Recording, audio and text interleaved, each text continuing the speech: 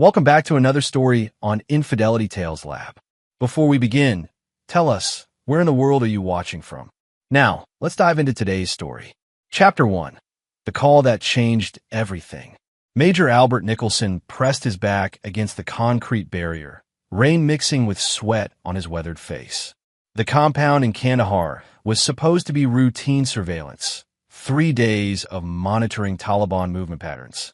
His team of 6 had been executing black operations for 12 years, and Albert had earned his reputation as a man who never left anyone behind. His satellite phone buzzed against his chest. Only 3 people had this number: his commanding officer, his handler, and Hartford General Hospital, the last being a precaution he'd set up when his son Kyle was born 6 years ago. "Nicholson here," he whispered into the device. "Major, this is Dr. Sarah Chun at Hartford General. We have your son Kyle in critical condition. Sir, we need you to understand. He was found locked in a storage shed behind your residence. 4 days without water, severe dehydration, and..." The doctor's voice cracked. "Sir, there are signs of deliberate neglect." Albert's world tilted. His mind, trained to process information under extreme stress, began cataloging details with mechanical precision. Kyle, 6 years old, loved dinosaurs, called him Hero Daddy in their video calls. "Where's my wife?" His voice was steady, betraying none of the Arctic rage building in his chest. "She's here, sir." There was an altercation when the paramedics arrived. She said some things about the situation being your fault for not paying enough attention to what matters. In the background, Albert heard a voice he'd once whispered love to, now screaming, "Should have been longer. Tell his Hero Daddy to pay up if he wants his precious boy to eat." The satellite phone shattered in Albert's grip. Sergeant Tomas Whalen, his second-in-command and closest friend for 8 years, noticed the change immediately. Albert's pale green eyes had gone from focused to predatory. It was a look Tomas had seen before, right before Albert had single-handedly eliminated an entire terror cell that had tortured civilians. "Boss," Tomas approached carefully. "Everything okay back home?" Albert stood slowly, his 6'3" frame unfolding like a weapon being assembled. "My son is dying because my wife locked him in a shed without water for 4 days." The other team members, Carlos Merrill, Kyle Dunn, Gary Hudson, and Nick Cooley, stopped their equipment checks. These men had fought beside Albert through hell itself, but they'd never seen this expression on his face. Extraction. Now, Albert's voice carried the kind of authority that moved mountains. "Tomas, call an emergency transport. I don't care if we have to abort the mission. I don't care if we have to start World War III. Get me home in 12 hours. What Albert didn't say, what he couldn't say in front of his team, was that his wife Mercedes Nicholson had just declared war on the wrong soldier. She didn't know that Albert Nicholson was a man who had spent 12 years perfecting the art of making people disappear, both enemies and problems. She didn't know that betrayal was the one sin he never forgave, never forgot, never let go unpunished. As the helicopter lifted off into the Afghan night, Albert began planning. Mercedes thought she knew her husband, the man who sent flowers on anniversaries, who video called every night to read Kyle bedtime stories, who deposited his military pay into their joint account without question. She was about to meet the other Albert Nicholson, the one who had earned his code name Reaper by being the last thing his enemies ever saw. The flight to Germany would take 4 hours. The flight from Germany to Hartford would take 8. That gave Albert 12 hours to transform from loving husband and father into something else entirely. By the time his boots touched American soil, Major Albert Nicholson would be dead. In his place would stand a man with no moral boundaries, no legal constraints, and no mercy for those who had harmed his son. Mercedes Nicholson had no idea that she had just triggered the most dangerous enemy she would ever face. But she was about to learn. Chapter 2. Revelations and Reconnaissance. Hartford General Hospital's ICU wing buzzed with controlled chaos. Albert had arrived 16 hours after the call, having moved heaven and earth to get emergency transport. His son Kyle lay unconscious, tubes and wires monitoring vitals that should never be this weak in a 6-year-old body. Dr. Chun met Albert at Kyle's bedside. Major Nicholson? I'm Dr. Chen. Kyle is stable now, but it was touch and go for the first few hours. Severe dehydration, malnutrition, suggesting this wasn't the first time, and she hesitated. There are old bruises, consistent with being grabbed forcefully. Albert's jaw tightened, but his voice remained steady. Prognosis? Full recovery, physically.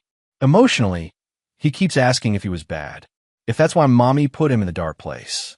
The words hit Albert like shrapnel. He reached down and gently touched his son's hand. Kyle's eyes fluttered open, bright blue like his father's, but now holding shadows no child should carry. Daddy, Kyle's voice was barely a whisper. I wasn't bad. I promise I wasn't bad. I know, buddy. I know you weren't bad. Albert had to force the words past the fury threatening to consume him. Daddy's here now. Nobody's going to hurt you again. After Kyle fell back asleep, Albert found Mercedes in the hospital cafeteria. She sat across from a man Albert didn't recognize, tall, dark-haired, wearing a mechanic's jumpsuit with Wayland's Auto Repair embroidered on the chest. The surname made Albert's blood freeze. Tomas Wayland was his best friend, his brother-in-arms. This had to be a relative. Albert approached their table with the silent stride that had made him legendary in special operations. Mercedes looked up, and for a split second, fear flashed across her face before being replaced by defiance. Albert, you finally decided to show up. Her voice carried practiced venom. This is Ricky Wayland, Tomas's cousin. We've been getting to know each other while you've been playing soldier. Ricky Wayland looked uncomfortable but didn't back down. Look, man, I didn't know you were. Mary. Albert's voice was conversational, almost friendly. With a 6-year-old son who was dying upstairs while you were what? Getting to know my wife? Mercedes stood up, her 5'6" frame dwarfed by Albert's presence. Don't you dare judge me, Albert. You left us. You chose your precious missions over your family. Ricky was here when you weren't. How long? Albert asked simply. What? Mercedes seemed thrown by the direct question. How long have you been sleeping with Tomas's cousin while I've been deployed? Ricky shifted uncomfortably. Man, this is between you and... Albert's gaze shifted to him, and Ricky's words died. Anyone who knew Albert well would recognize this look. It was the same expression he wore right before eliminating high-value targets. 18 months, Mercedes said defiantly. 18 months of not being alone. 18 months of someone actually being here for me. And Kyle? How long has this been going on with Kyle? What's going on with Kyle? Mercedes's voice rose defensively. Albert leaned forward slightly. When he spoke, his voice was so quiet that other diners couldn't hear, but every word hit Mercedes like a physical blow. A storage shed. For days. No water. A 6-year-old child asking if he was bad because his mother locked him away while she entertained her boyfriend. Ricky went pale. Mercedes, you told me he was at his grandmother's. Shut up, Ricky. Mercedes's mask was slipping. Albert, you don't understand. I needed space. I needed to think. Kyle was supposed to stay quiet. He was supposed to stay quiet while locked in a shed without water. Albert's voice had gone completely flat while you decided you needed space. The conversation was interrupted by Dr. Chun approaching their table. Major Nicholson, I'm sorry to interrupt, but Kyle is asking for you. Also, there are some people here who need to speak with you. Social services and police. Albert stood. Of course there are. As he walked away, he heard Ricky's voice behind him. Mercedes, what the hell have you done? That guy looks like he could kill someone with his bare hands. Mercedes's reply would haunt Ricky later. Let him try. He's got no proof of anything. Besides, what's he going to do? He's a soldier, not a criminal. She had no idea how wrong she was. Albert Nicholson had spent 12 years learning skills that made the line between soldier and something much darker almost invisible. And she had just given him every reason to cross that line. Chapter 3. The investigation begins. Detective Ellen Bond had seen plenty of domestic situations in her 15 years with Hartford PD, but something about this case felt different. The military father was too calm, too controlled. Most parents in a situation would be screaming, crying, demanding immediate arrests. Major Albert Nicholson sat across from her in the hospital conference room, like he was attending a mission briefing. "Major, we need to understand the timeline," Detective Bond said, her notepad ready. "You've been deployed for how long?" 3 months, this rotation. I typically deploy for 3 to 4 months, then I'm stateside for 2 months. I've maintained this schedule for 6 years, since Kyle was born. And during your deployments, your wife was Kyle's primary caregiver? Correct. Albert's answers were precise, military crisp. I spoke with Kyle via video call every day at 1800 hours Eastern Time. He was always clean, fed, and happy to see me. Detective Bond made notes. When was your last call with Kyle? 4 days ago. Mercedes said he was sleeping, said he'd been fighting a cold and needed rest. Albert paused. I should have insisted on talking to him. Sir, this isn't your fault, Detective Bond said gently. Can you think of any reason your wife might have struggled with childcare recently? Albert was quiet for a long moment. When he spoke, his voice was carefully controlled. Detective, I discovered today that my wife has been involved with another man for 18 months. I suspect Kyle may have discovered this relationship or become inconvenient to it. Do you have proof of this relationship? I saw them together today. She introduced him as someone she's been getting to know. Her words. Albert leaned forward slightly. Detective, I need you to understand something.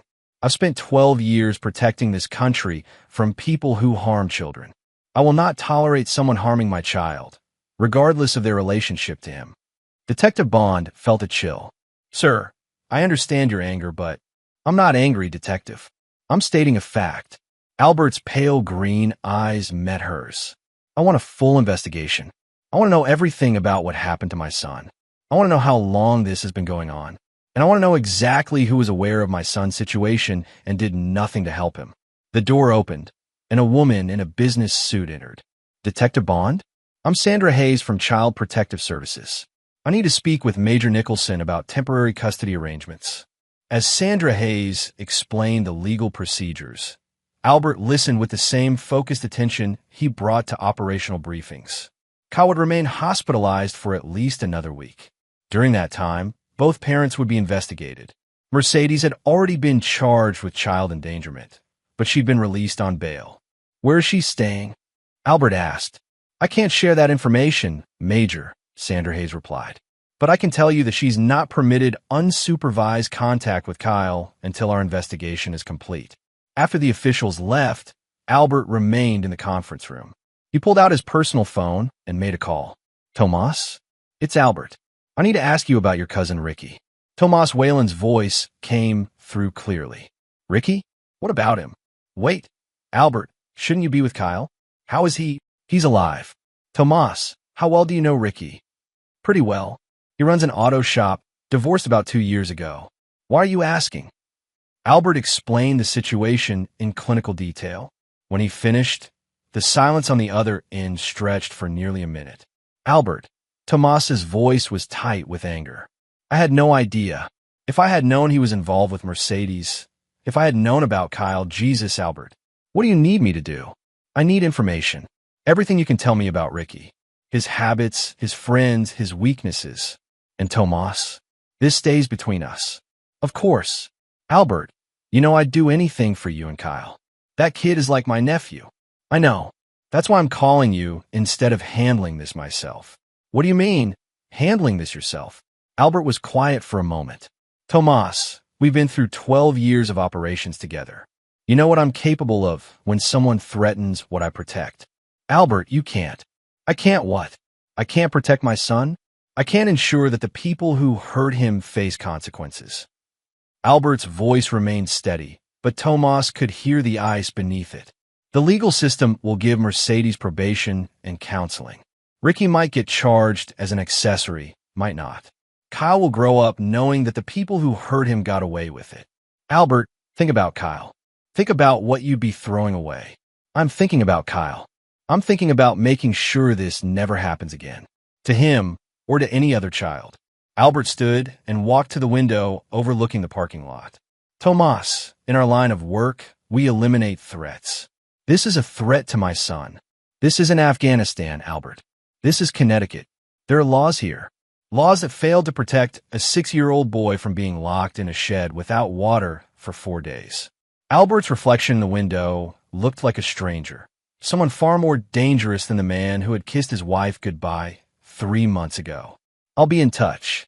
As Albert hung up, he realized that his old life, the life where he trusted the system, where he believed in justice through proper channels, had died the moment he heard Kyle's small voice asking if he'd been bad. Now, there was only the mission: protect Kyle and eliminate the threats to him. Everything else was just details.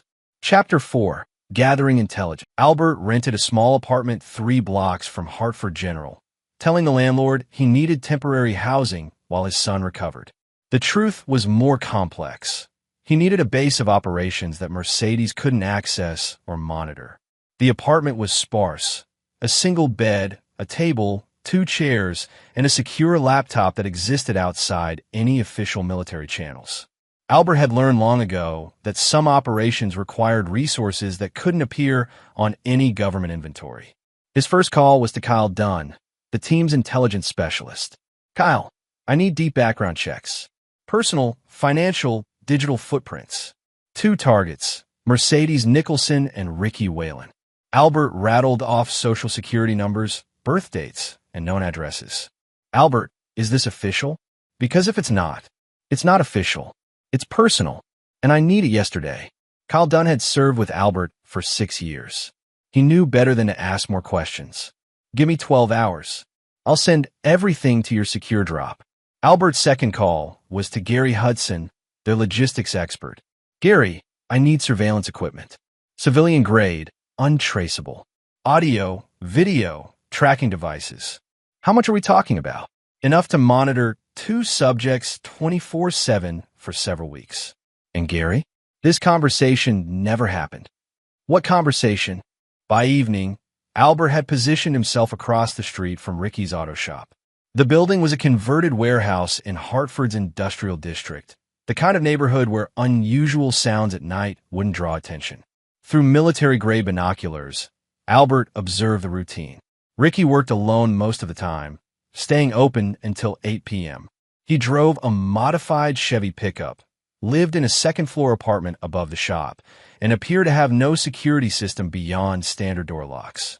More importantly, Mercedes arrived at 6:30 p.m., just as the last customer left. Albert watched through the large bay windows as Mercedes and Ricky embraced.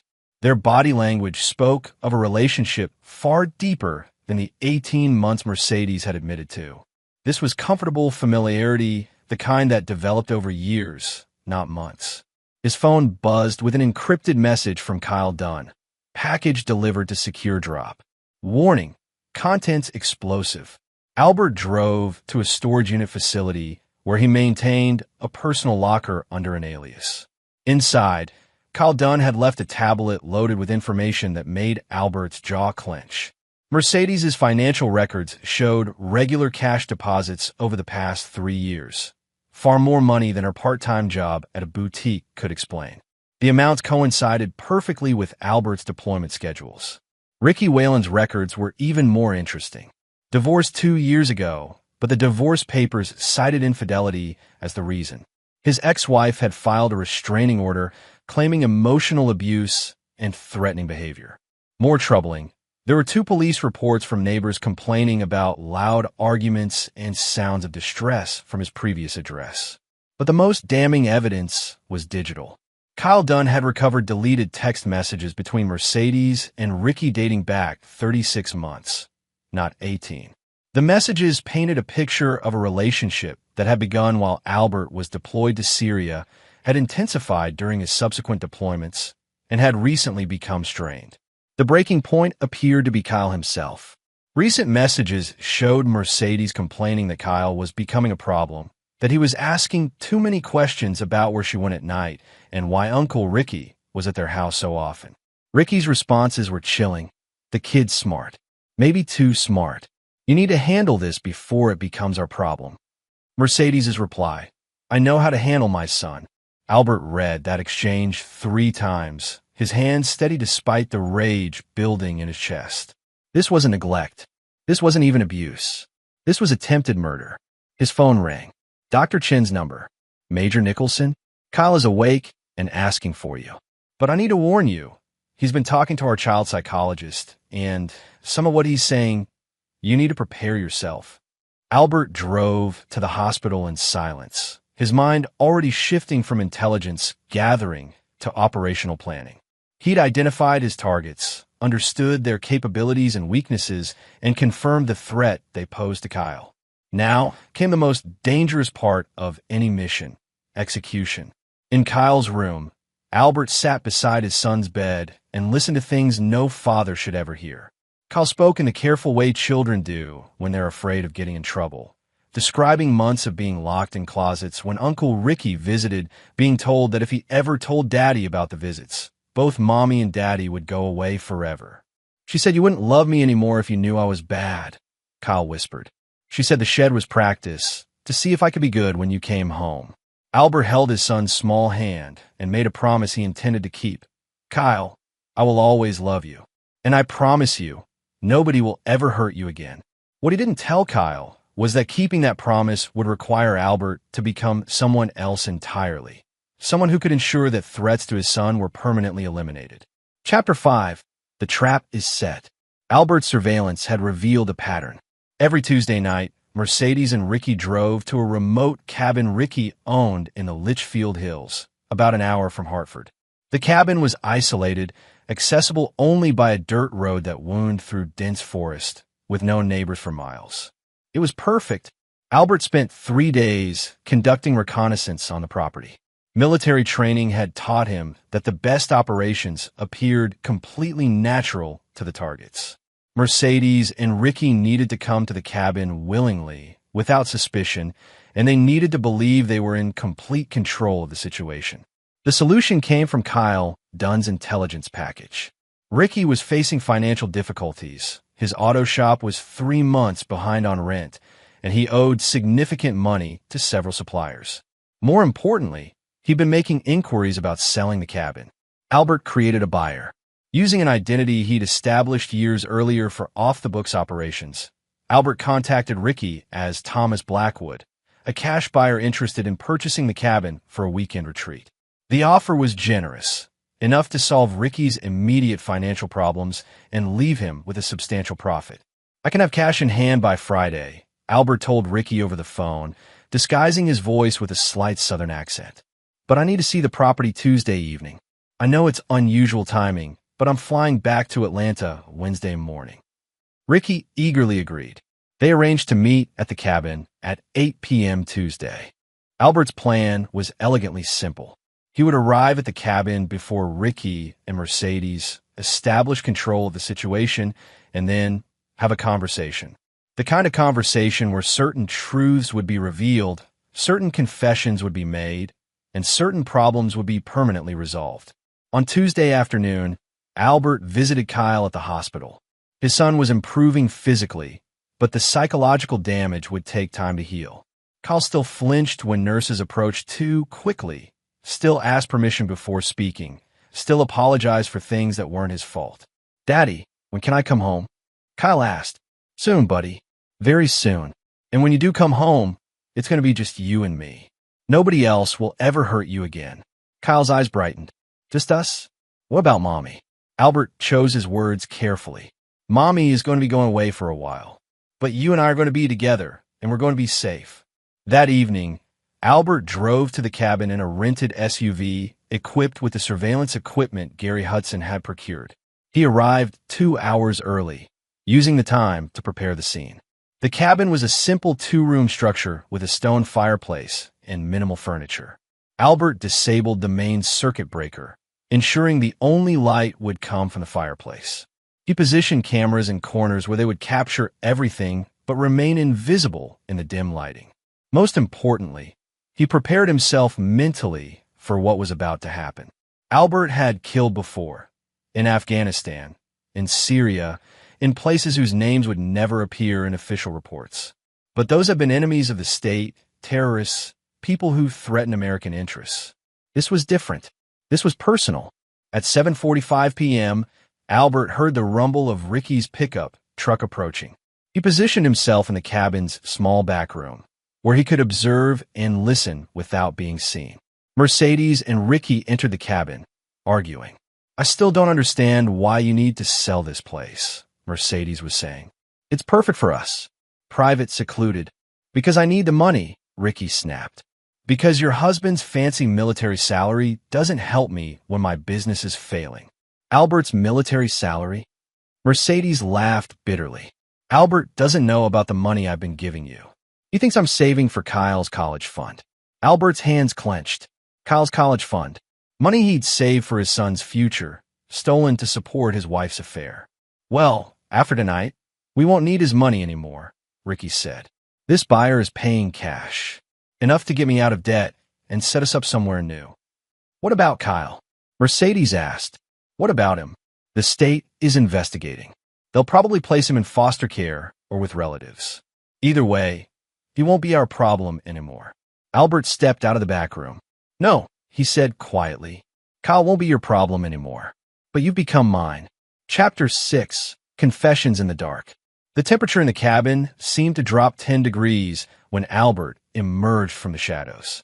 Mercedes gasped, stumbling backward into Ricky, who had gone pale in the dim firelight. Albert, Mercedes's voice cracked. What are you doing here? How did you? Thomas Blackwood, Albert said conversationally, settling into the chair facing them. Amazing what people will believe when you offer them exactly what they need. Ricky needed money. I needed you both in an isolated location. Symbiotic relationship. Ricky reached for his phone. I'm calling the police. No signal, Albert said without moving. I disabled the cell tower about a mile back. Military-grade jamming equipment. Very effective in situations like this. Situations like what? Mercedes demanded, though her bravado was clearly forced. Albert, you're scaring me. Good. Fear is appropriate right now. Albert leaned forward slightly. You should be afraid. Do you know what I am, Mercedes? I mean, really no? You're a soldier. I'm a killer. The words hung in the air like smoke. I've eliminated over 40 targets in the past 12 years. Terrorists, enemy combatants, people who've threatened American interests. I'm very good at making problems disappear. Ricky tried to edge toward the door. Albert's gaze shifted to him, and he froze. Sit down, Ricky. We're going to have a conversation, and you're going to want to be comfortable. Albert, Mercedes said, try to regain control. Whatever you think you know. I know you've been stealing from Kyle's college fund to support your boyfriend for 3 years, Albert said calmly. I know you've been locking my son in closets and sheds to hide your affair. I know you deliberately starved and dehydrated a 6-year-old child because he was inconvenient to your relationship. He reached into his jacket and withdrew a tablet, showing them the recovered text messages. Mercedes's face went white as she read her own words about handling Kyle. That's not. You're taking those out of context, she stammered. Really? What context makes the kid smart? Maybe too smart, an acceptable thing to say about a 6-year-old boy.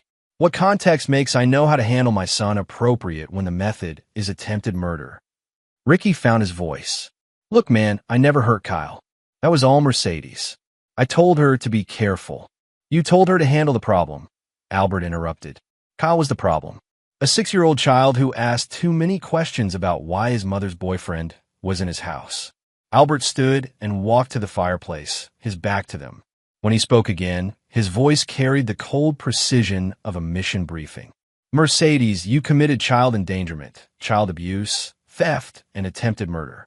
Ricky, you were an accessory to all of those crimes, plus you provided the financial motive for escalating the abuse. He turned back to face them. In any civilized society, you would both spend decades in prison. But this isn't a civilized society, he continued. This is a world where child abusers get probation and therapy, where men who help torture children walk free because they didn't personally turn the lock, where a 6-year-old boy grows up knowing his mother tried to kill him and faced no real consequences. Mercedes was crying now. Albert, please.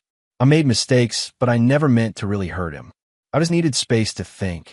You needed to choose between your son and your boyfriend. Albert's voice cut through her tears like a blade. You chose the boyfriend. You chose to eliminate the child who threatened your affair. He walked closer to them, and both Mercedes and Ricky shrank back. "Here's what's going to happen," Albert said. "You're going to tell me everything. Every detail of what you did to Kyle, every time you hurt him, every decision you made that led to my son nearly dying in a hospital bed. You're going to confess everything, and it's going to be recorded. And if we don't," Ricky asked. Albert smiled, and it was the most terrifying expression either of them had ever seen. "Then I stop being a civilized man and start being what I was trained to be. And trust me, you don't want that." The confessions began at 9:17 p.m. and continued for over 2 hours. By the time Albert was finished, he had enough evidence to destroy both of their lives in ways the legal system never could. But evidence was only the beginning of his plan. Chapter 7. The Judgment. By midnight, Albert had recordings that would have destroyed Mercedes and Ricky in any court of law. But Albert wasn't interested in legal justice anymore. The legal system had failed to prevent Kyle's abuse. It would fail to adequately punish it. Albert was implementing a different kind of justice. "Here's what happens next," Albert said, his voice carrying the authority of someone accustomed to life and death decisions. "Mercedes, you're going to sign over full custody of Kyle to me. You're going to transfer every penny you stole from his college fund back to his account. And you're going to disappear from our lives forever." "Albert, I can't." "You can, and you will. Because the alternative is that these recordings find their way to every social media platform, every local news station, and every employer you might ever hope to work for. You'll be known as the woman who tried to murder her 6-year-old son for a boyfriend." Mercedes was sobbing now, but Albert felt no sympathy. He'd heard Kyle's small voice asking if he'd been bad. Mercy was a luxury he could no longer afford. "Ricky," Albert continued, "you're going to confess to the police that you were aware of Kyle's situation and did nothing to help him. You're going to accept whatever charges they file, serve whatever sentence they give you, and you're never going to contact anyone in my family again. And if I refuse?" Ricky's voice was barely a whisper. Albert walked to a duffel bag he'd placed in the corner and withdrew items that made both Mercedes and Ricky gasp. Plastic restraints, duct tape, tools that had no innocent explanation. "Ricky, I've spent 12 years learning how to make people disappear without a trace. I know how to make deaths look accidental. I know how to dispose of bodies so they're never found." Albert's voice remained conversational, as if he were discussing the weather. "Right now, you have a choice. You can accept legal consequences for your actions, or you can face the consequences I'll impose." "You're bluffing," Ricky said, but his voice shook. "You wouldn't risk Kyle growing up without a father." Albert's smile returned, cold and predatory. "Ricky, you helped torture my son. You think I care about legal consequences anymore? You think there's any risk I won't take to ensure Kyle's safety?" He picked up one of the tools, a military-issue combat knife with a serrated edge. "The only reason you're still breathing is because I want Kyle to know that justice was served legally. But if you force my hand..." The threat hung in the air like a death sentence. Mercedes broke first. "I'll sign the papers. I'll transfer the money. Just let me see Kyle one more time to say goodbye." "No." Albert's response was immediate and final. "You lost the right to see Kyle when you locked him in a shed to die. You're going to sign the papers and disappear. If you ever contact Kyle, if you ever try to see him, if you even drive through Hartford again, I will find you." Ricky was hyperventilating. "What about the buyer? What about the cabin's sale?" "There is no buyer. There never was. This was all a setup to get you both here, so we could have this conversation without interruption." Albert pulled out legal documents he'd prepared in advance. "Mercedes signed these. Ricky, you're going to call Detective Bond in the morning and schedule a meeting to confess your involvement." As Mercedes signed away her parental rights with shaking hands, Albert felt a cold satisfaction. This wasn't the justice Kyle deserved. That would have required much harsher measures, but it was the justice Albert could give him while still being the father Kyle needed. "One last thing," Albert said as they prepared to leave. "If either of you ever speaks about what happened here tonight, if you ever try to claim I threatened you or force these confessions, remember this. I have recordings of you admitting to child abuse and attempted murder. I have financial records proving theft. And I have the skills and resources to make your lives very, very unpleasant." He paused, letting that sink in. "But more importantly, Remember that a 6-year-old boy nearly died because of your choices. Remember that every breath you take from this moment forward is a gift I'm giving you, not something you've earned. As Mercedes and Ricky stumbled out of the cabin and into the night, Albert remained behind to clean up evidence of his presence. In a few hours, he would drive back to Hartford to be with Kyle when he woke up. For the first time in days, Albert felt like he could breathe again. The threats to Kyle had been neutralized. The people who had hurt his son would face consequences, and Kyle would grow up safe, knowing his father had fought for him. The mission was almost complete. Chapter 8, New Beginnings. 3 weeks later, Albert sat in a lawyer's office in downtown Hartford, finalizing the custody transfer that would give him sole legal guardianship of Kyle. Mercedes had signed all the documents without contest and had already left Connecticut for parts unknown. Ricky Whalen had confessed to child endangerment and accessory charges, exactly as Albert had instructed. He'd been sentenced to 18 months in prison and 3 years probation. It wasn't enough, but it was something. Kyle was being discharged from the hospital that afternoon, finally healthy enough to come home. The doctors said his physical recovery was remarkable, but the psychological healing would take time. Albert had already arranged for that healing to take place far from Hartford and its painful memories. The house sale went through yesterday, his lawyer, Kenneth Howard, reported. The buyer paid cash, no inspection, exactly as you specified, and a transfer to the military base in Colorado Springs has been approved. You'll start your new assignment in 6 weeks. Albert nodded. He'd sold the house where Kyle had been abused, using his military connections to arrange a permanent transfer to a base where Mercedes would never think to look for them. Kyle would start fresh in Colorado, with new schools, new friends, and no memories of sheds or dark closets. What about the college fund? Albert asked. Fully restored. Mercedes transferred every penny she'd stolen, plus interest for damages. Kyle's education is secure. As Albert left the lawyer's office, his phone buzzed with a text from an unknown number. Albert, I need to see Kyle. Please. I'm his mother. Albert deleted the message without responding. He'd warned Mercedes what would happen if she tried to contact them. Apparently, she decided to test his resolve. That evening, Albert picked Kyle up from the hospital. His son was excited, chattering about the cartoons the nurses had shown him and the ice cream he'd been allowed to eat for lunch. The shadows were still there in Kyle's eyes, but they were fading. Daddy, where are we going to live? Kyle asked as they drove through Hartford. We're going to Colorado, buddy. There are mountains there and snow, and we'll have a new house with a big backyard where you can play. Will Mommy come to Colorado?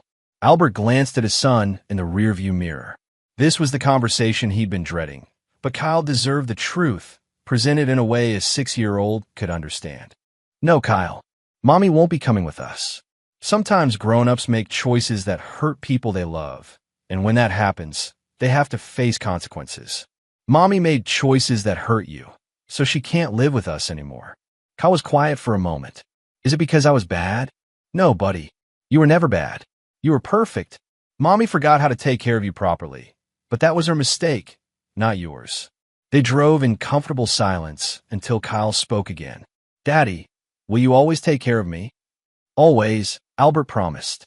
No matter what happens, no matter where we go, I will always protect you and take care of you. That night, they stayed in a hotel near the airport. Their flight to Colorado left in the morning, and Albert wanted Kyle to be well-rested for the journey to their new life. As Kyle slept in the adjoining bed, Albert received another text from Mercedes. I'm at the hospital. They told me Kyle was discharged. Where are you? I have rights. Albert typed a single response. You signed away your rights. Contact us again and face the consequences. His phone remained silent for the rest of the night. At 3 a.m., Albert's secure phone rang. It was Tomas Whalen. Albert, I need to tell you something. Ricky called me from prison. He's scared. He says you threatened to kill him. And Albert's voice was steady. Albert, what really happened at that cabin? Justice happened, Tomas. The kind of justice the legal system couldn't provide. Albert, you can't just... I can't what? Protect my son? Ensure that the people who tortured him face real consequences. Albert looked at Kyle, sleeping peacefully for the first time in weeks. Tomas, Your cousin helped abuse a 6-year-old child. Whatever consequences he's facing, he earned them. I know, but there are no buts, Tomas. There are people who protect children, and there are people who hurt them. Choose which side you're on. The line went quiet for a long moment. When Tomas spoke again, his voice was resigned. You know I'd choose Kyle every time. But Albert, promise me you're done. Promise me this is over. Albert watched his son sleep, safe and protected for the first time in months. It's over. As long as Kyle is safe, it's over. But in the back of his mind, Albert knew it would never truly be over. He would spend the rest of his life watching for threats to Kyle, ready to eliminate them with the same cold efficiency he'd shown in Afghanistan. Some missions never ended. Some wars were fought one battle at a time for the rest of your life. Albert Nicholson was prepared for that war. Chapter 9. The Price of Protection. 6 months later, Albert and Kyle were settled into their new life in Colorado Springs. Kyle was attending a small private school where the teachers understood that some children needed extra patience and gentleness. He was making friends, sleeping through the night, and had stopped flinching when adults moved too quickly. Albert had been assigned to a training position at the base, working with new recruits in counterterrorism operations. It was demanding work, but it kept him stateside and available for Kyle's needs. Their new house was a modest 2-story home with mountain views and a large backyard where Kyle had learned to throw a football and was attempting to build the world's most elaborate treehouse. On weekends, they hiked mountain trails and visited air shows at the base. To any observer, they were a perfect father-son team, healing from past trauma and building a bright future together. But Albert knew the truth was more complex. On a Tuesday evening in October, Albert was helping Kyle with homework when his secure phone rang. The caller ID showed a number he recognized but hadn't expected to see again. Albert, it's Detective Bond from Hartford PD. Albert stepped into the kitchen, away from Kyle. Detective, how can I help you? I need to ask you about Mercedes and Ricky Whalen. We found Mercedes' car abandoned at a rest stop outside Albany 3 months ago. She's been missing since then. Albert felt nothing. No surprise, no concern, no guilt. I'm sorry to hear that. Albert, I have to ask, do you know anything about Mercedes' disappearance? Detective, I've been in Colorado for 5 months. I haven't had any contact with Mercedes since she signed the custody papers. Both statements were technically true. What about Ricky? He's serving his sentence, but he's been making claims. Says you threatened him. Says you're dangerous. Ricky Whalen helped torture my 6-year-old son, Albert said calmly. If he feels threatened by the consequences of those actions, that's his problem. Detective Bond was quiet for a moment. Albert, off the record, do you know what happened to Mercedes? Albert looked through the kitchen doorway at Kyle, who was carefully working through a math problem with the concentration of someone who'd learned that getting things right mattered. Detective, Mercedes chose to abandon her son rather than face the consequences of nearly killing him. Some people can't live with what they've done. Some people run away from responsibility. Albert paused. And some people discover that running away doesn't solve anything. Albert, Detective, unless you have evidence that I was involved in whatever happened to Mercedes, I think this conversation is over. I have a son to take care of, and that's my only priority. After hanging up, Albert returned to Kyle's homework. His son looked up with bright eyes that no longer held shadows. Who was that, Daddy? Just someone from work, buddy. Nothing important. That night, after Kyle was asleep, Albert sat on his back porch looking at the stars. His phone buzzed with a message from an encrypted number. Package delivered as requested. Client satisfaction guaranteed. Albert deleted the message and destroyed the phone. He'd learned in the military that some operations required resources that couldn't appear on any official record. Some problems required solutions that existed outside legal channels. Mercedes had violated his final warning by attempting to contact Kyle through the school, tried to arrange a chance meeting during a field trip. That had been unacceptable. Albert had spent 12 years learning how to eliminate threats to American security. Protecting Kyle from a woman who tried to murder him had simply required applying those same skills on a personal level. The next morning, Kyle bounded into the kitchen full of excitement about an upcoming school camping trip. As Albert made pancakes and listened to his son's chatter about esmores and ghost stories. He felt the deep satisfaction of a mission completed successfully. Kyle was safe. The threats had been eliminated. They had a new life in a place where the past couldn't reach them. Some people might call what Albert had done extreme. Some might call it illegal. Some might call it wrong. Albert called it necessary. He'd made a promise to his son. Nobody would ever hurt Kyle again. It was a promise Albert intended to keep, no matter what the cost. In the mountains of Colorado, under endless skies and surrounded by natural beauty, Albert Nicholson had found peace.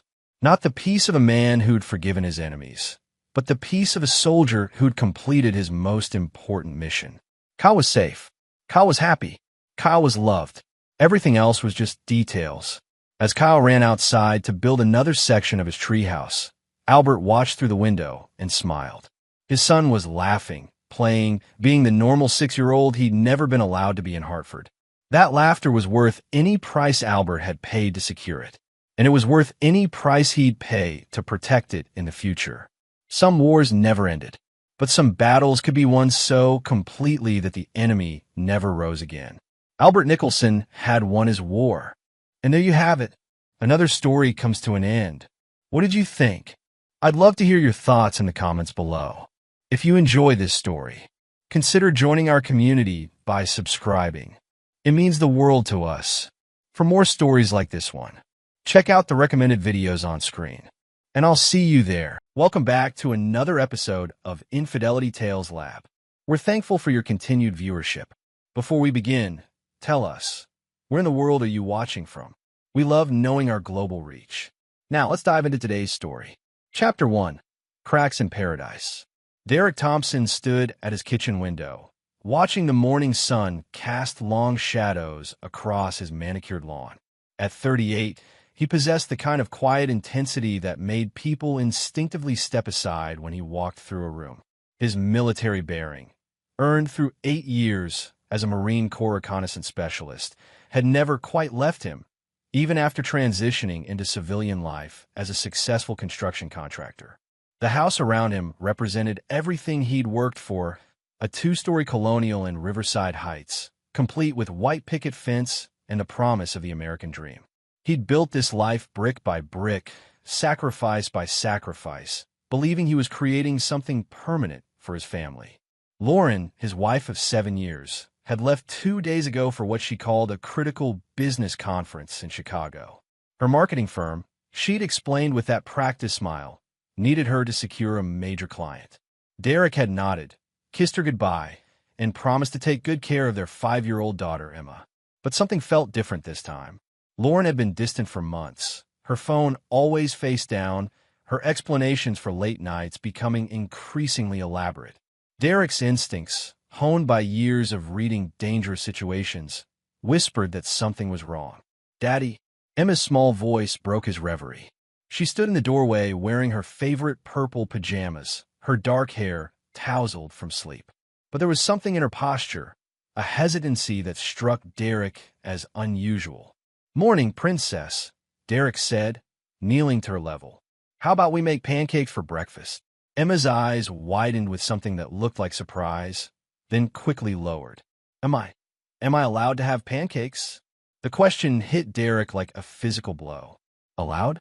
What 5-year-old asked if they were allowed to eat breakfast? "Of course you are, sweetheart. You can have whatever you want." Emma's lip trembled. "Mommy says I can only eat when I'm good. I've been bad lately." Derek's blood turned to ice. His daughter, his precious little girl, had been conditioned to question her right to food. The implications crashed over him like a tsunami, and for a moment, the careful control he'd maintained over his emotions threatened to shatter.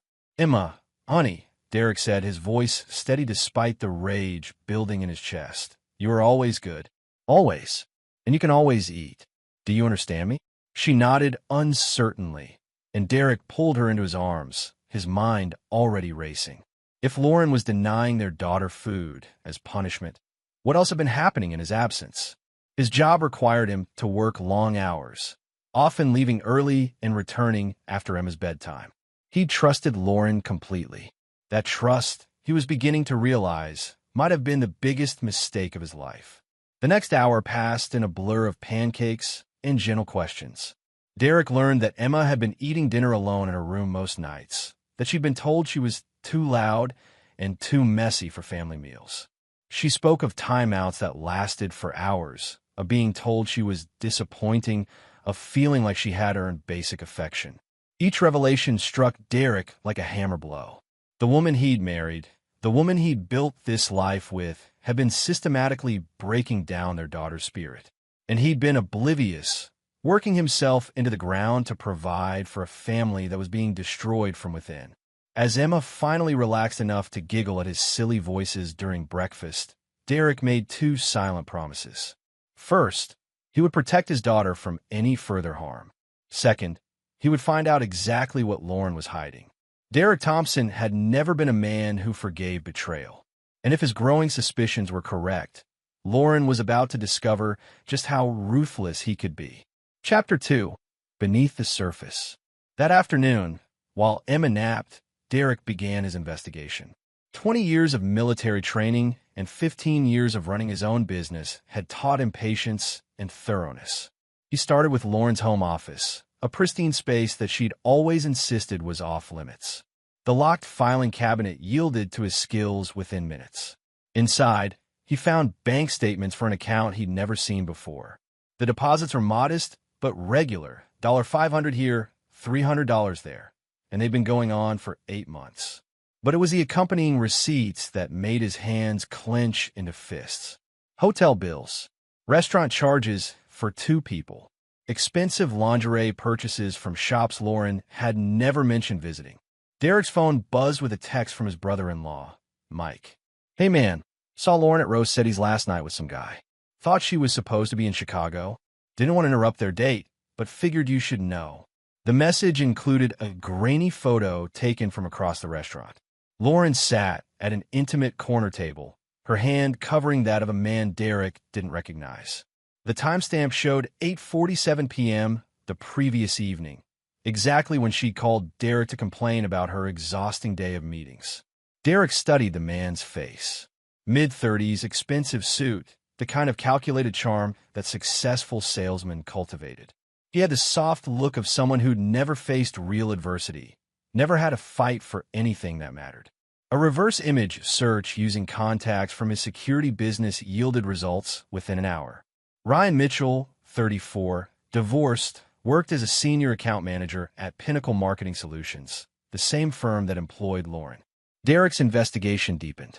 Credit card records showed charges at the Grandview Hotel every Tuesday and Thursday for the past 3 months.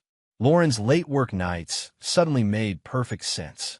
Phone records revealed hundreds of texts and calls between Lauren and Ryan, often late at night, when Derek was asleep beside her. But the most damning evidence came from Lauren's laptop. Her password, Emma's birthday, gave him access to months of email correspondence that made Derek's jaw clench with barely contained fury. Can't wait until tonight. Derek will be working late again, as usual. Sometimes I think he cares more about his construction projects than his own family. I know, baby. You deserve so much better than some blue-collar grunt who doesn't appreciate you. Emma was being impossible again today. Had to skip her dinner to teach her some respect. Derek spoils her too much when he's around. Derek's hands shook as he read message after message. Lauren wasn't just cheating. She was painting him as a neglectful father and husband to justify her betrayal. Worse, she was taking out her guilt and frustration on Emma, treating their daughter like an inconvenience. The final email thread, dated just last week, made Derek's blood run cold. "Ryan, I've been thinking. Derek's business is doing really well.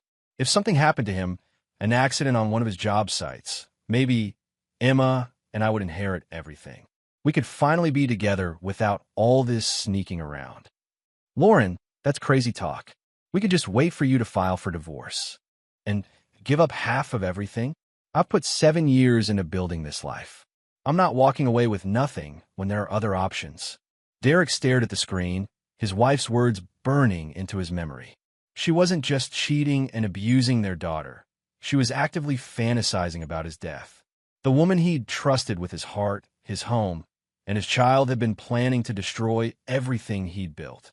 Derek Thompson had survived firefights in Fallujah, hostile takeovers in the business world, and every challenge life had thrown at him. But he'd never faced betrayal this complete, this personal. The woman sleeping in his bed had been his enemy all along. He closed the laptop and walked to his safe, retrieving the Sig Sauer P226 he'd carried in the Marines. The familiar weight in his hands was oddly comforting. Not for violence, not yet, but as a reminder of who he really was beneath the suburban facade. Derek Thompson was not a man who forgave, and Lauren was about to learn that some enemies were far more dangerous than she could imagine. Chapter 3: The Gathering Storm. Derek spent the next day meticulously documenting everything. Screenshots of emails, copies of financial records, detailed notes about Emma's revelations. He assembled the evidence with the same precision he'd once used to plan military operations. But documentation was just the beginning. Lauren had betrayed not just him, but their innocent daughter. That was unforgivable. Emma seemed to blossom in her mother's absence. Without Lauren's constant criticism and arbitrary rules, the little girl Derek remembered began to emerge. She ate full meals without asking permission, laughed without looking over her shoulder, and slept peacefully through the night. "Daddy," Emma said over dinner, twirling spaghetti around her fork with 5-year-old determination. "When is Mommy coming home?" Derek studied his daughter's face, searching for any sign of longing or sadness. Instead, he saw apprehension. Emma wasn't missing her mother. She was dreading her return. "Soon, princess. But I want you to know something important." Derek set down his fork and gave Emma his full attention. "No one, and I mean no one, should ever make you feel bad about eating or playing or being yourself. If anyone ever tells you that you're not allowed to eat, you come tell Daddy immediately, okay?" Emma nodded solemnly. Even if Mommy says it, the question broke Derek's heart and solidified his resolve. Especially then. That evening, after Emma was asleep, Derek placed a call to Tony Castellano, an old Marine buddy who now ran a private investigation firm in the city. If Lauren wanted to play games involving his potential death, Derek needed to know exactly what he was dealing with. "Derek, you son of a bitch," Tony's gravelly voice came through the phone. "Haven't heard from you in years. What's the occasion?" "I need a favor, Tony. A big one. And I need it done quietly." "Talk to me." Derek outlined the situation, the affair, the abuse, the veiled threats. Tony listened without interruption, his breathing growing heavier as the details mounted. "Jesus, Derek, this is some serious shit. You sure you don't want to just take this to the cops?" "The cops would file a report and maybe arrange a custody hearing. I need more than that." Derek's voice carried the cold edge that had once made enemy combatants surrender without a fight. "I need to know everything about Ryan Mitchell. His finances, his history, his weaknesses. And I need to know if Lauren's serious about these accidents she's fantasizing about. You're talking about some dark territory here, brother. Lauren crossed that line when she started hurting my daughter." Derek stared out his window at the peaceful suburban street, knowing that the tranquility was about to shatter. "I'm not looking to do anything I can't live with, but I'm also not going to let this slide." Tony was quiet for a long moment. "Give me 48 hours. I'll have everything you need." "Thanks, Tony. I won't forget this. Just be careful, Derek. I know that look in your voice. I've seen what happens when you get that look." Derek hung up and poured himself 3 fingers of bourbon, his first drink in 6 months. Lauren would return from her business trip tomorrow evening, full of stories about client meetings and conference sessions. She'd kiss him hello with the same lips that had been on Ryan Mitchell, hug Emma with the same hands that had denied her food. But Derek would be ready. He'd spent his military career learning that the key to victory wasn't superior firepower. It was superior information and the will to act on it. Lauren and Ryan had made their choices. Now Derek would make his. He raised his glass in a silent toast to the darkness outside his window. By the time this was over, Lauren and Ryan would understand that Derek Thompson was not a man who could be betrayed without consequences. The suburbs might have softened his edges, but they hadn't changed his core. And his core was forged in places where mercy was a luxury no one could afford. Chapter 4: Masks and Revelations. Lauren returned from Chicago with a suitcase full of lies and a smile that no longer fooled Derek for a second. She swept into the house like a whirlwind, dispensing air kisses and fabricated stories about client presentations and networking dinners. "I miss you both so much," she declared, though Derek noticed she barely glanced at Emma, who had instinctively moved closer to him upon her mother's arrival. "How was the conference?" Derek asked, his voice perfectly neutral as he helped with her luggage. "Exhausting but productive. The Hartwell account is practically in the bag." Lauren's practiced enthusiasm felt like nails on a chalkboard. "I barely had time to eat, let alone see the city." Derek nodded sympathetically, knowing she'd spent Tuesday night at Rossetti's with Ryan and Wednesday at the Grandview Hotel. "Well, you're home now. That's what matters." That evening, Derek watched Lauren slip back into her role as suburban mother with chilling ease. She criticized Emma's table manners, imposed an arbitrarily early bedtime, and re-established the atmosphere of walking on eggshells that had become normal in their house. "She's gotten spoiled while I was away," Lauren complained as they cleaned up after dinner. "I can tell you've been too lenient with her." Derek bit back his first 3 responses, each of which would have ended their marriage on the spot. Instead, he smiled mildly. "She seemed fine to me. Maybe she's just adjusting to having you back." Lauren's laugh had a brittle edge. "You're too soft, Derek. Emma needs structure, discipline. Children who don't learn boundaries early become problems later." "Like denying a 5-year-old food?" Derek thought, but kept his expression pleasant. "I'm sure you know best." His phone buzzed with a text from Tony. "Package delivered. Check your email." Derek excused himself to his home office, where Tony's report waited in his encrypted inbox. The contents made Derek's hands clench with barely controlled rage. Ryan Mitchell wasn't just Lauren's affair partner. He was a predator with a pattern. His divorce had been triggered by his ex-wife's discovery of multiple affairs. Before that, he'd been fired from 2 previous jobs for inappropriate relationships with subordinates. He had gambling debts, a cocaine habit, and a history of manipulating vulnerable women. But the most damning information concerned Lauren herself. Tony's investigation had uncovered a previous marriage Derek had never known about, a brief union at 19 that had ended when her first husband discovered her in bed with his best friend. There were also credit cards in Emma's name, fraudulent insurance claims, and a pattern of financial manipulation that painted Lauren as far more calculating than Derek had ever imagined. The final piece of the puzzle came in the form of surveillance footage from the Grandview Hotel. Lauren and Ryan, clearly intoxicated, laughing about something as they stumbled toward the elevator. The timestamp showed it was taken just hours before Lauren had called Derek to say goodnight, claiming she was exhausted from meetings. Derek printed everything, organizing it into a folder that would serve as the foundation for what came next. Lauren thought she was playing a game where only she knew the rules. She was about to discover that Derek had been studying the board all along. A soft knock interrupted his thoughts. Emma stood in the doorway, clutching her stuffed elephant. "Daddy? I can't sleep. Mommy said I was too loud at dinner and I might not get breakfast tomorrow." Derek's vision went red for a moment. He knelt down and pulled Emma into his arms. "Princess, you will always get breakfast. Always. Daddy promises. But what if you're at work and Mommy? Then you call Daddy immediately. I'll give you a special phone just for emergencies. Okay?" Emma nodded against his chest, and Derek made another silent promise. Whatever Lauren had planned for him, whatever sick game she wanted to play with Ryan, she would never hurt Emma again.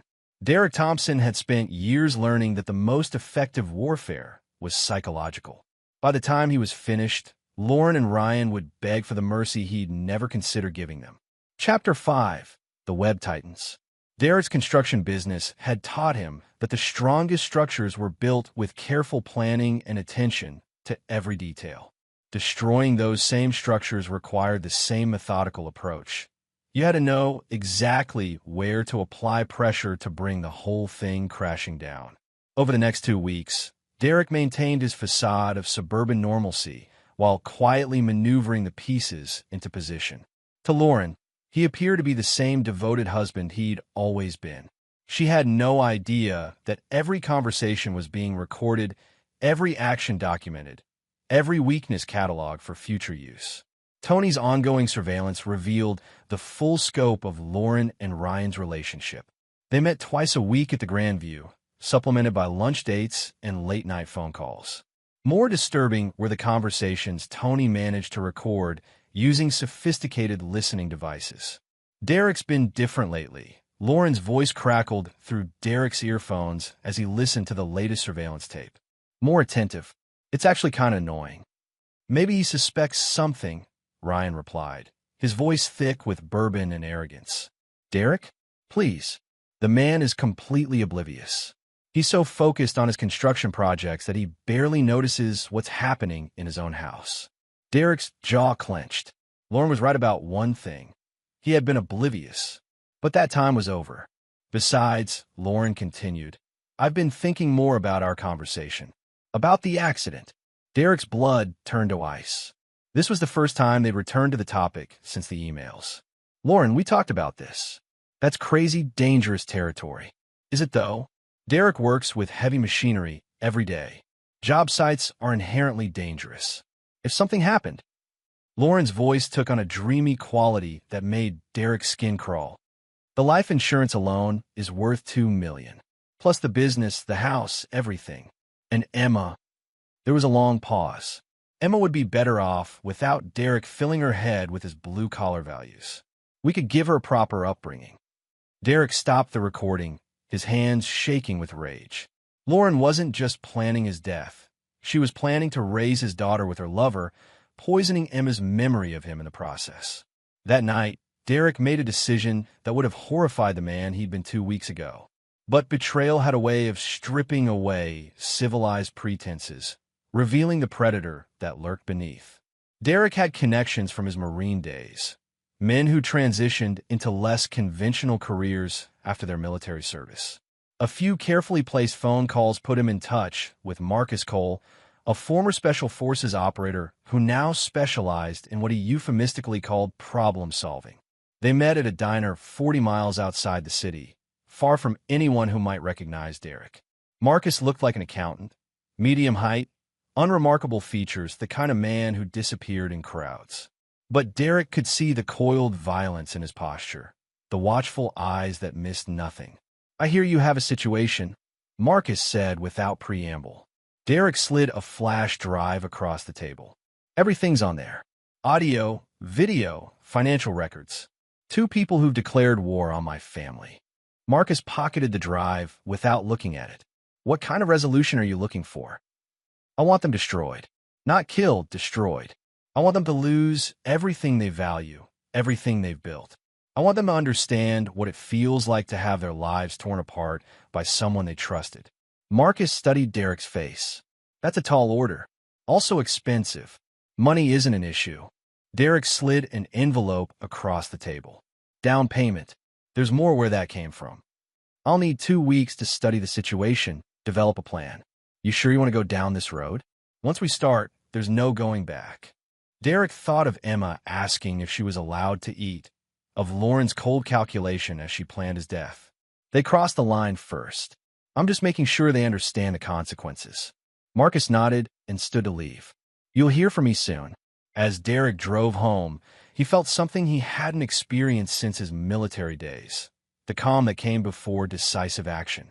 Lauren and Ryan thought they were predators, but they were about to discover they'd been stalking someone far more dangerous than they could imagine. The suburban father facade was about to give way to something much darker, and Derek Thompson was going to enjoy every minute of it. Chapter 6. Point of No Return. The surveillance equipment Derek installed throughout his house was military-grade, invisible to casual inspection, but capable of recording everything that happened in his absence. He needed evidence of Lauren's treatment of Emma, but what he captured was worse than he'd imagined.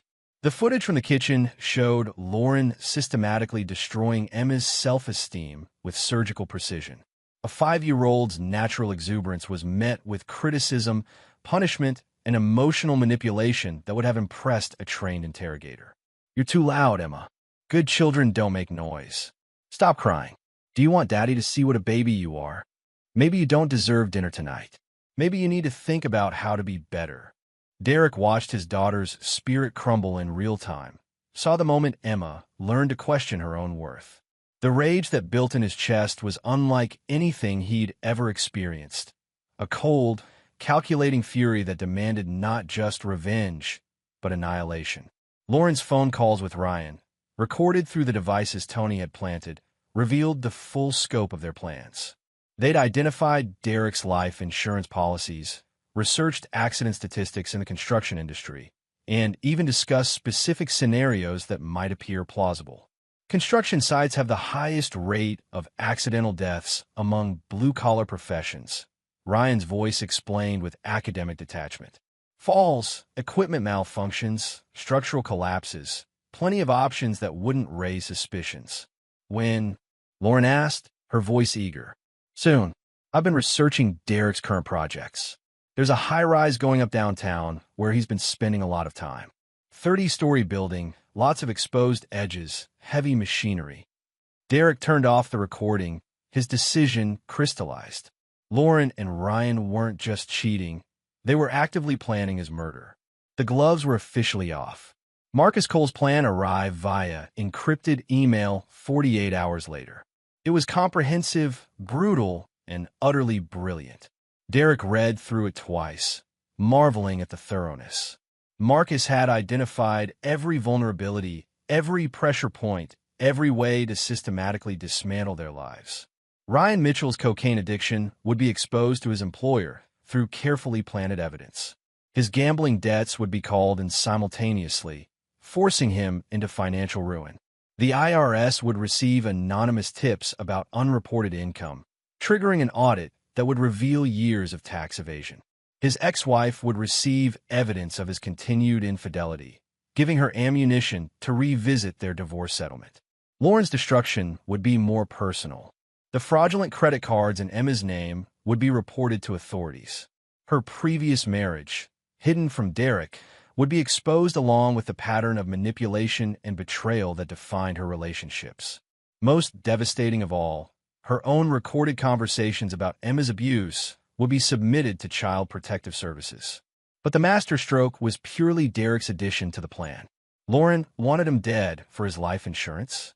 He would make sure she got exactly what she'd asked for, in a way she'd never expect. That evening, Derek took Emma to his parents' house for an impromptu sleepover. His mother, Margaret, had always doted on her granddaughter, and Derek trusted her completely. Is everything all right, son?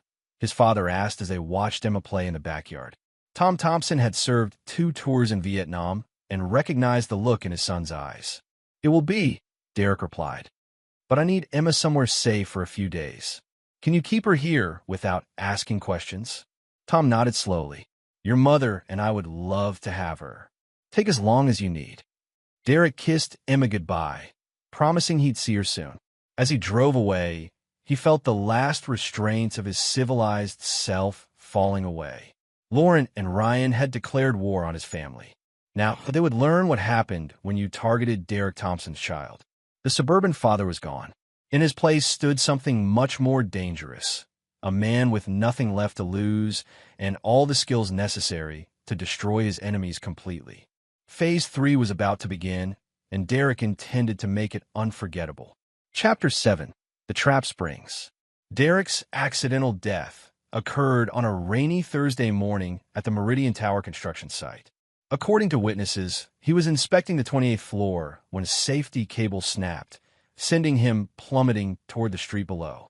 The fall should have been fatal. Would have been fatal if not for the carefully positioned airbag concealed beneath the construction tarp. Derek hit the bag hard enough to bruise every bone in his body, but Marcus Cole's planning was flawless. The impact looked devastating from above, and Derek's apparent lifeless form disappearing beneath the tarp sold the illusion completely. Within minutes, he was loaded into an ambulance staffed by Marcus's associates and whisked away to a private medical facility. Lauren received the call at work, Ryan Mitchell sitting beside her as they reviewed marketing projections. Derek watched her reaction through the hidden camera he'd installed in her office, saw the shock that quickly transformed into something else. Calculation. Oh my God, Lauren gasped into the phone, her performance worthy of an Oscar. Are you sure? Derek fell? How far? The construction foreman's voice was appropriately shaken. 28 stories, Mrs. Thompson. I'm sorry. There's no way anyone could survive a fall like that. Lauren's hand flew to her mouth, but Derek could see the wheels turning behind her eyes. She was already thinking about life insurance payouts, about the freedom to be with Ryan without the messy complications of divorce. I need to get to the hospital, she managed, her voice breaking in all the right places. Ma'am, they've already pronounced him dead at the scene. I'm so sorry for your loss. Derek watched Lauren hang up and turn to Ryan, her mask slipping for just a moment. The smile that crossed her face was triumphant, predatory. She was a woman who just won the lottery. What happened? Ryan asked, though Derek could tell he already knew. Derek's dead. Lauren whispered, then louder, Derek's dead. He fell from the construction site. An accident, just like we discussed. They embraced, and Derek felt his last shred of doubt evaporate. Lauren wasn't grieving. She was celebrating. The woman he'd married, the mother of his child, was actively rejoicing in what she believed was his death. But Derek Thompson was very much alive, and he was just getting started. While Lauren played the grieving widow for her co-workers, Derek was meeting with Marcus Cole to finalize the next phase. The abandoned warehouse on the outskirts of the city had been converted into a sophisticated operations center, complete with surveillance equipment, communications gear, and holding facilities. She's reacting exactly as predicted, Marcus reported, showing Derek footage from multiple hidden cameras. Already called the insurance company, the bank, and a lawyer. She's not wasting any time claiming her inheritance. Derek studied the screens showing Lauren's activities. She'd left work early, claiming she was too distraught to function, but had immediately driven to Ryan's apartment. The bedroom camera Derek had never wanted to install showed them celebrating in the most intimate way possible. What about Emma? Derek asked. Still safe with your parents? Lauren hasn't even asked about her yet. That fact hit Derek harder than any of Lauren's other betrayals. Her own daughter's father was supposedly dead, and Lauren hadn't given Emma a second thought. She was too busy planning her new life with Ryan. Time for phase 2, Derek said, his voice carrying the cold authority that had once commanded Marines in combat. Bring them both here. Tonight. Marcus nodded. Already in motion. Lauren thinks she's meeting a life insurance investigator who wants to expedite her claim. Ryan thinks he's meeting a potential client for a lucrative marketing contract. They'll both be here within the hour. Derek checked his equipment one final time. Lauren and Ryan wanted to play deadly games? He was about to teach them the rules. Chapter 8. Truth and Consequences. Lauren arrived first, dressed in widow's black and practicing her grief-stricken expression in the rearview mirror. She never saw the tranquilizer dart that dropped her before she could exit her car, never realized she was being loaded into a van by professionals who'd perfected the art of invisible abduction. Ryan followed 20 minutes later, his BMW gleaming under the warehouse's security lights. He was unconscious before he reached the entrance, his dreams of inheriting Derek's life cut short by chemical efficiency. When they woke up, Lauren and Ryan found themselves in what looked like abandoned office space. Fluorescent lights, concrete floors, and an unmistakable sense of isolation. They were bound to chairs facing each other, close enough to touch but helpless to move. What the hell? Ryan groaned, his head swimming from the tranquilizer.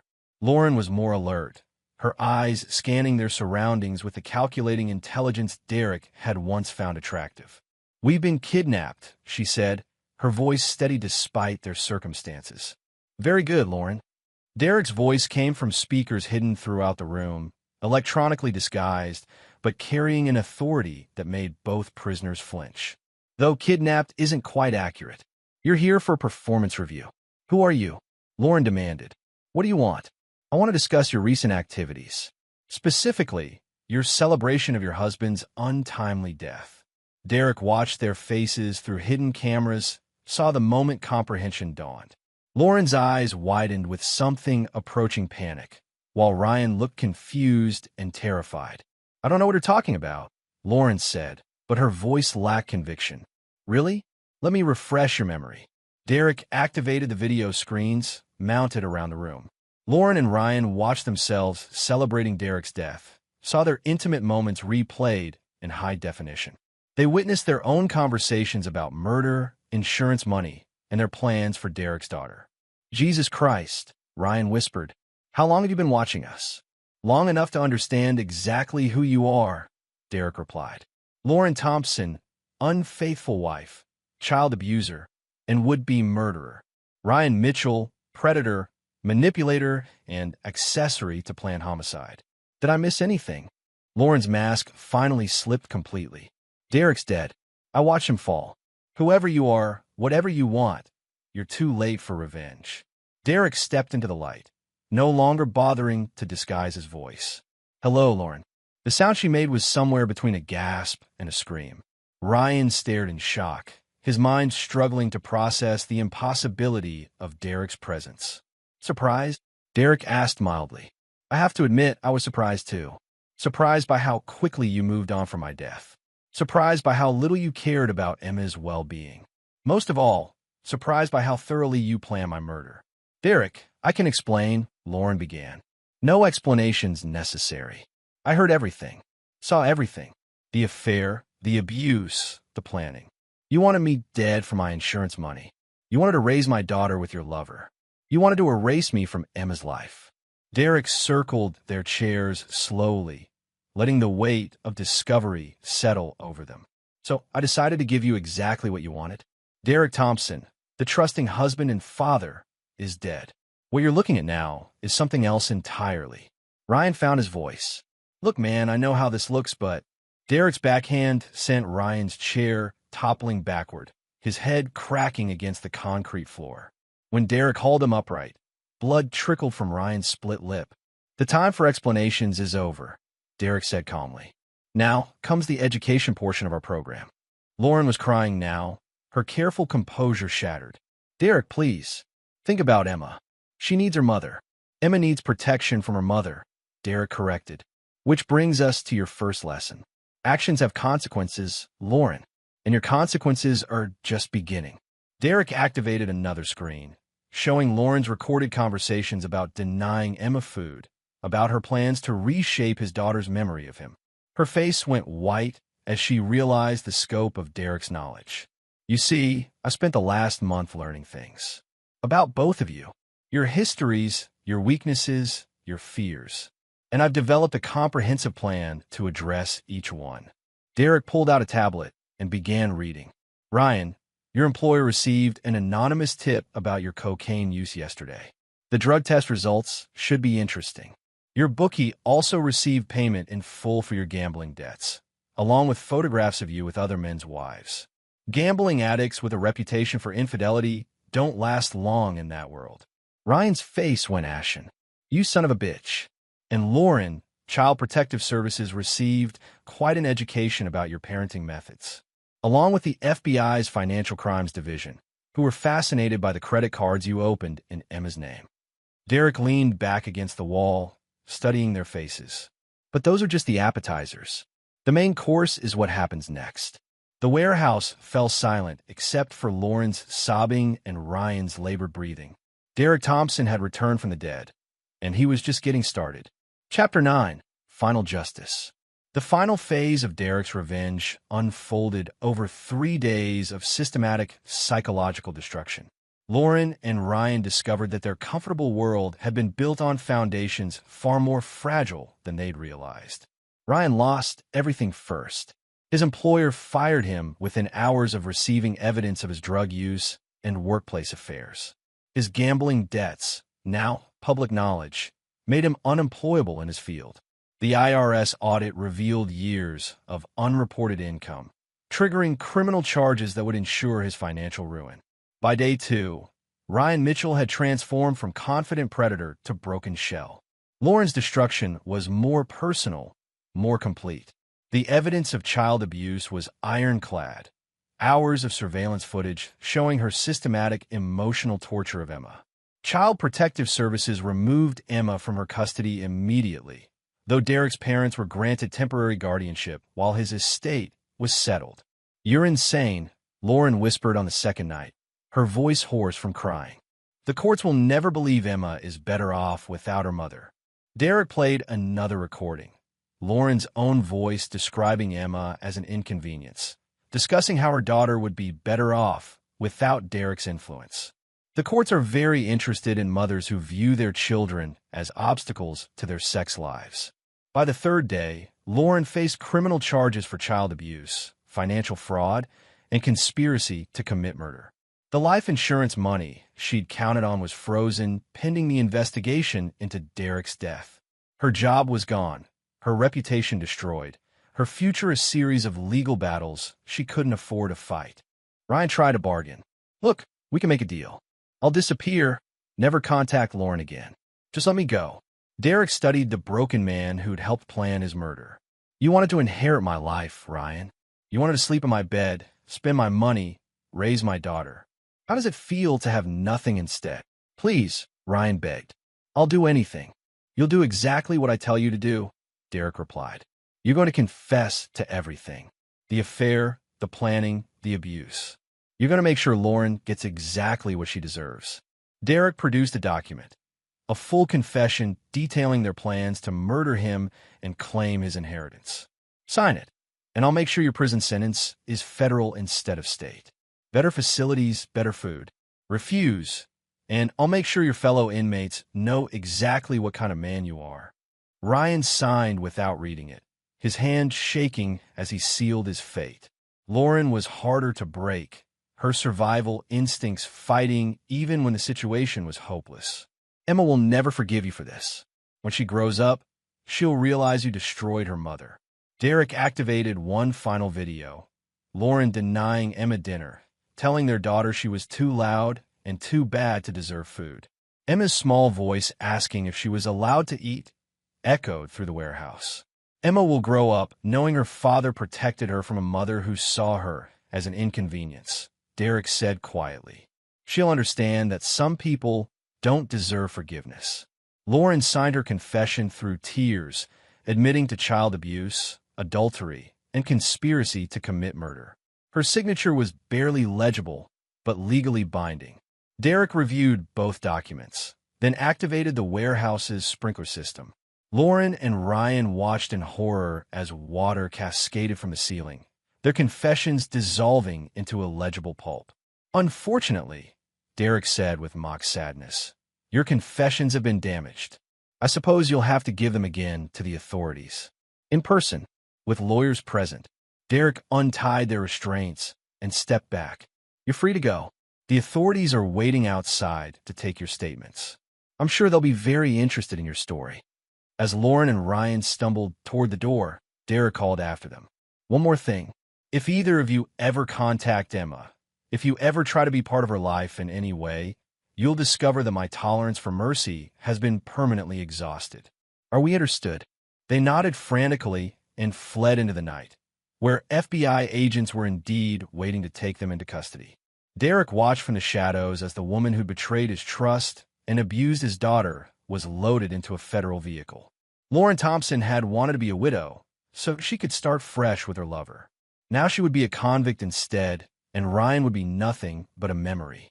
2 weeks later, Derek Thompson officially survived his construction accident through a miraculous series of events that kept the insurance investigators busy but satisfied. His recovery was deemed nothing short of miraculous, though he would require extensive physical therapy.